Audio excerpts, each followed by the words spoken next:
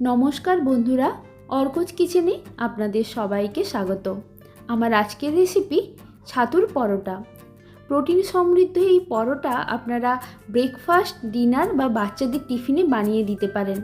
বেশ অনেকটা সময় ধরে পেট ভার রাখে, আর এটা বানাতে খুব বেশি ঝামেলারও প্রয়োজন নেই। পুরটা তৈরি করা যায় খুব সহজেই, আর ঝটপট বানানোও হয়ে যায়। চলুন আজকের রেসিপিটা তবে দেখে নেওয়া যাক।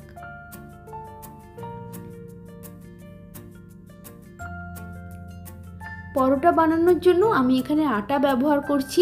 আপনারা চাইলে ময়দা দিয়েও বানাতে পারেন। এখানে আমি যতগুলো পরোটা বানাবো সেই অনুযায়ী আটা নিয়ে নিচ্ছি। তাতে অল্প একটু নুন দিলাম, আর একটু একটু করে জল দিয়ে যেমনি আমরা রুটি তৈরি করার জন্য ডো বানাই সেইভাবে আটার ডো বানিয়ে নিচ্ছি।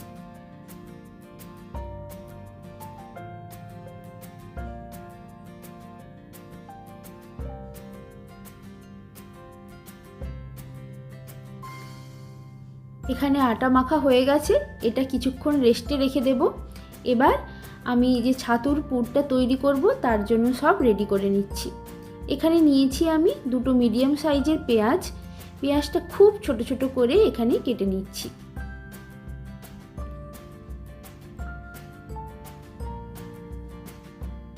নিয়েছি কয়েকটা কাঁচা লঙ্কা, সেটাও খুব ছোট করে কেটে নিচ্ছি। কাঁচা লঙ্কা দিলে কিন্তু এতে খুব ভালো একটা টেস্ট আসে। এইবার নিচ্ছি ছোলার ছাতু।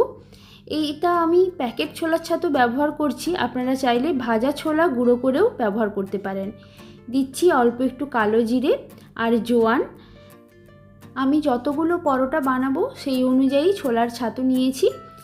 এতে দিচ্ছি অল্প একটু কাশ্মীরি লাল লঙ্কার গুঁড়ো, দিচ্ছি নুন, হলুদ গুঁড়ো, আর দিচ্ছি 2 চা চামচ চিনি, আর দিচ্ছি বাড়ির তৈরি টক ঝাল আমের আচার। কয়েকটা রসুনের কোয়া নিয়েছি, সেটাও আমি এখানে গ্রেট করে দিচ্ছি। দিচ্ছি অল্প একটু আদা। এবার এতে দিচ্ছি কাঁচা সরষের তেল।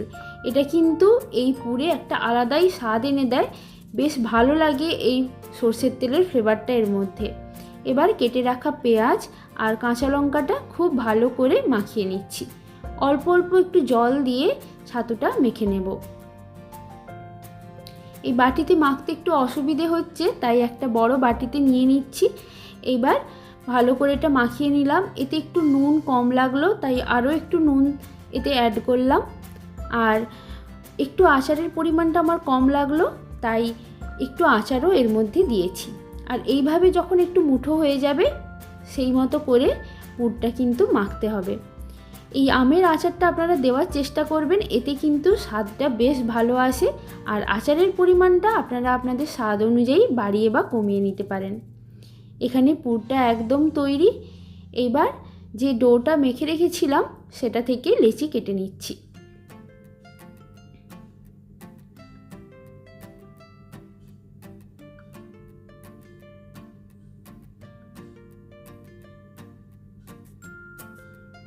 মিডিয়াম সাইজের করে লেচিগুলো কাটছি। আপনারা চাইলে আরও বড়োভাবে তৈরি করতে পারেন। এখানে লেচিগুলো আমার রেডি করা হয়ে গেছে। এবার প্রত্যেকটা লেচির মধ্যে পুর ভরে নেব। তার জন্য হাতে অল্প একটু শুকনো আটার গুঁড়ো নিয়ে এইভাবে বাটির মতো তৈরি করছি। দিয়ে এবার যতটা পুর ভালোভাবে ভরা যায় ঠিক ততটা পরিমাণ পুর ভরে দিচ্ছি। আর একটু বেশি করে পুর দিলে কিন্তু খেতে বেশ ভালো লাগে। প্রথমে এখানে 1 টেবিল চামচ দিলাম, চেপে চেপে আরও 1 টেবিল চামচ পুর আমি এর মধ্যে ভরে দিচ্ছি। আর খুব ভালোভাবে মুখটা কিন্তু বন্ধ করে দিতে হবে। এটা ইউপি বিহারের একটা প্রসিদ্ধ খাবার। এই পরোটা কিন্তু বেশ প্রোটিন সমৃদ্ধ, অনেকটা সময় পেট ভার রাখতে কিন্তু সাহায্য করে। আর ওখানের পরোটাগুলো আকারে বেশ বড় হয়। আমি এখানে নর্মাল যেমন রুটির সাইজ হয় তেমনটাই বানিয়েছি।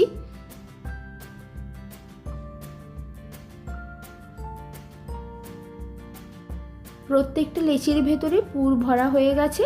এবার পরোটা বেলে নেব। তার জন্য প্রথমে লেচি নিয়ে তাতে অল্প একটু শুকনো আটা ছড়িয়ে হাত দিয়ে আগে প্রেস করে দিয়েছি, যাতে ভেতরের পুরটা খুব ভালোভাবে চারিদিকে ছড়িয়ে যায়। আর খুব হালকা হাতে আমি এটা বেলে নিয়েছি। এবার গ্যাসে একটা ফ্রাইং প্যান বসিয়ে গরম হয়ে যাওয়ার পর পরোটাটা দিয়ে 2-3 বার উল্টে পাল্টে খুব ভালো করে আগে সেঁকে নেব। তারপর 1 টেবিল চামচ করে সাদা তেল দিয়ে আমি পরোটা ভেজে নিচ্ছি। এইটা আপনারা ঘিয়েও ভাজতে পারেন, তাতে স্বাদটা আরও ভালো আসবে। সাধারণত বিহার ইউপিতে ঘি দিয়ে ভাজা হয়, আর আপনারা চাইলে বাটার বা ঘি যে কোনো একটাই ব্যবহার করতে পারেন। দেখুন এখানে পরোটা ভাজা হয়ে গেছে, এইভাবে বাকিগুলোও আমি ভেজে নিচ্ছি।